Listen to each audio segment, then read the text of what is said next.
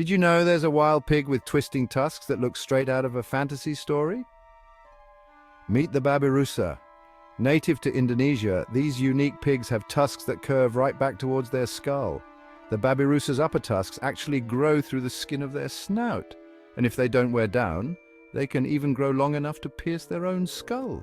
Talk about high stakes in the wild. They may look fierce, but Babirusas mostly eat plants, fruit, and roots.